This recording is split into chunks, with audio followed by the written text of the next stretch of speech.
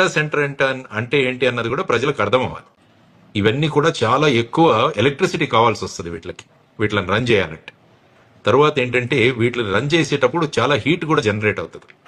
కాబట్టి వాటిని కూల్ చేయడానికి కూలింగ్ సిస్టమ్స్ కావాలి. ఆ కూలింగ్ సిస్టమ్స్ కి చాలా నీళ్లు కూడా అవసరం అవుతాయి. ఎలక్ట్రిసిటీ జనరేషన్ కోసం ఇప్పుడు మళ్ళా మనం థర్మల్ పవర్ మీద ఆధారపడ్డాం అనుకోండి, మళ్ళా ఏమవుతుందంటే పొల్యూషన్ పెరుగుతుంది. యాక్చువల్గా మీరు అమెరికాలో చూస్తే అమెరికా ప్రజలు ఈ డేటా సెంటర్లకి వాళ్ళు అగేన్స్ట్ గా ఉన్నారు. మీరు పోర్ట్ వాషింగ్టన్ లో కానీ వర్జీనియాలో కానీ చూస్తే ప్రజలు ప్లకార్డులు పట్టుకొని మాకు డేటా సెంటర్లు వద్దు అని వాళ్ళు నిరసన ప్రదర్శనలు చేస్తున్నారు. ఎందుకంటే డేటా సెంటర్ కు ఎలక్ట్రిసిటీ పెద్ద మొత్తంలో కావాల్సి వస్తుంది.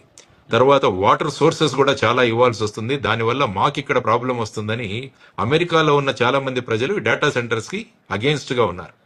సో ఈ బ్యాక్గ్రౌండ్ లో అమెరికాలో ఖచ్చితంగా ఇతర దేశాలలో ఈ ఇన్వెస్ట్మెంట్ చేయడానికి అక్కడ ఉన్న కంపెనీలు ముందుకు వస్తున్నాయి. అదే మీరు సింగపూర్ లో చూస్తే అక్కడ పర్యావరణ చట్టాలు చాలా కఠినంగా ఉంటాయి. అందువల్ల వాళ్ళు డేటా సెంటర్లు అంతగా ఎంకరేజ్ చేయట్లేదు.